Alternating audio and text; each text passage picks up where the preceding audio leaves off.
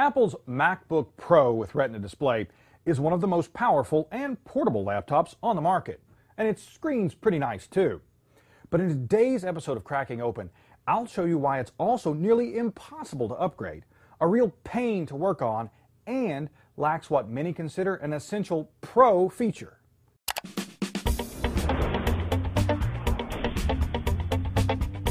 There's a lot to like on the Retina MacBook Pro. It's thinner and lighter than the traditional MacBook Pro. It has two USB 3 ports and a full-sized HDMI port. It sports an Intel Ivy Bridge Core i7 processor and an NVIDIA GT650M graphics chip. And as its name implies, it has a gorgeous 2880 by 1800 resolution Retina display.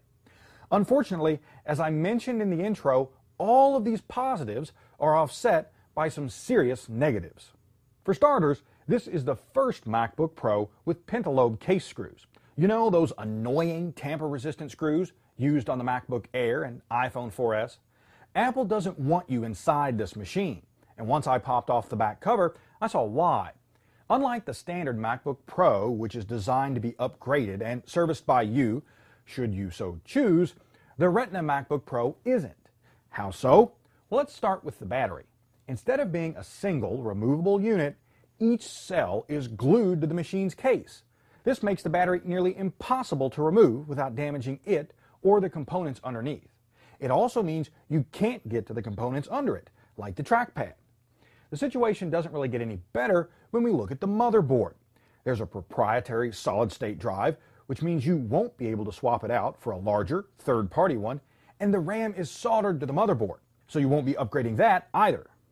And if all this wasn't enough, Apple also dropped two features that set the MacBook Pro apart from the thinner but less professional MacBook Air: an Ethernet port and optical drive. Now, I don't think losing the optical drive will anger many Pro fans.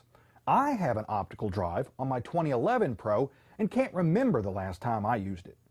But the Ethernet port is another matter. When I asked Tech Republic members if they or their coworkers still needed machines with an Ethernet port, a resounding 88% said yes.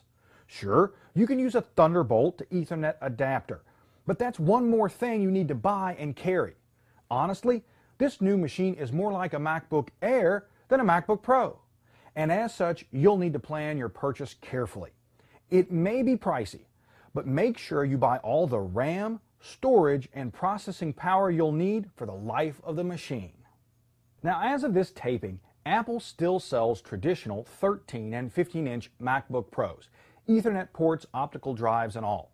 But I can't imagine they'll keep both Pro lines around for very long.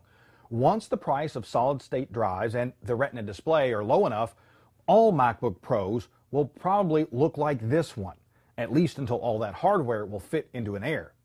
Now, for more information on the Retina MacBook Pro, including performance and battery life benchmark tests, check out Dan Ackerman's full CNET review. And to see more teardown photos and read my full hardware analysis, go to techrepublic.com/crackingopen. I'm Bill Detweiler. Thanks for watching.